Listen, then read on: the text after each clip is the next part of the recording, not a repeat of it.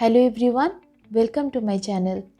तो आज हम बनाने जा रहे हैं पम्पकिन फ्लावर क्रिस्पीज़।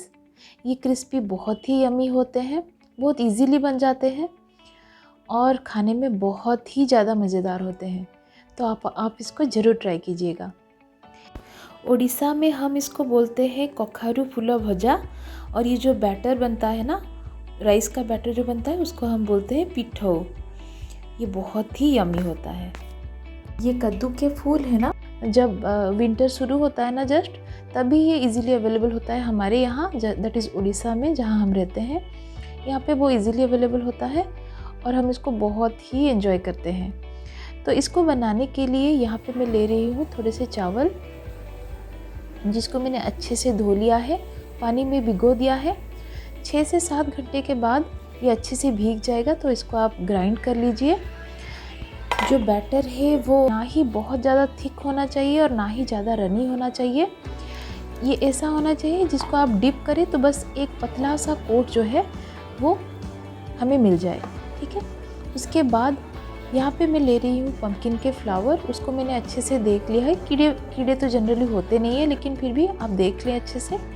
फिर उसको पानी से अच्छे से धो लें, ये बहुत ही ज़्यादा डेलिकेट होते हैं। उसके बाद जो हमने बैटर बनाया था ना, उसमें मैं ऐड कर रही हूँ यहाँ पे कोरिएंडर पाउडर। फिर मैं यहाँ पे ऐड कर रही हूँ थोड़ी सी हल्दी, टर्मरिक पाउडर।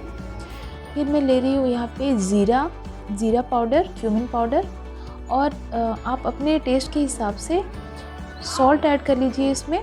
चाहे तो आप इसमें थोड़ी सी चिली फ्लेक्स या फिर चिली पाउडर भी ऐड कर सकते हैं अकॉर्डिंग टू योर टेस्ट। उसके बाद आप इसको एक अच्छा सा मिक्स दे दीजिए। मैंने यहाँ पे पम्पकिन का जो फ्लावर है उसको मैंने चॉप कर लिया, आप चाहे तो एज इट इज़ भी ले सकते हैं। फिर आप ये जो पम्पकिन फ्लावर है उसको इस बैटर में ऐड कर लीजिए और इसको भी हल्के हाथ से मिला लीजिए, give it a nice mix. उसके बाद पैन में मैंने यहाँ पे 2 टेबलस्पून ऑयल लिया है। मैंने यहाँ पे मस्टर्ड ऑयल लिया है, आप चाहे तो रिफाइंड ऑयल या फिर ऑलिव ऑयल भी ले सकते हैं। उसके बाद स्पून से ही ये बैटर को लेके मैंने छोटे छोटे पैनकेक होते हैं ना, उसी साइज़ के डाल दिया है पैन पे, ठीक है। जब ये एक साइड से कुक हो जाए, अभी यहाँ पे हाँ ये मैं बताना चाहूँगी कि आपको इसको एकदम मीडियम फ्लेम में या लो फ्लेम में बनाना होगा, ताकि अच्छे से कुक हो जाए। जब एक साइड बन जाए तो आप इसको फ्लिप कर लीजिए और दूसरे साइड को भी आप थोड़ा सा प्रेस करते हुए सेक लीजिए। यहाँ पे मैंने कोई एक्स्ट्रा ऑयल नहीं ऐड किया है, जैसे कि आप देख सकते हैं। उसी ऑयल में ये बन जाएगा, बस इसको थोड़ा थोड़ा प्रेस करते रहिए। लो फ्लेम पे इसको अच्छे से कुक होने दीजिए। वैसे तो ये फ्लावर जो है ना वो बहुत ही ज़्यादा सॉफ्ट होते हैं और कोई तो इसको एज ए सलाद भी यूज़ करते हैं, but just to make sure कि अच्छे से कुक हो जाए, क्योंकि राइस ऐड हुआ है, तो आप इसको थोड़ा थोड़ा प्रेस करते रहिए।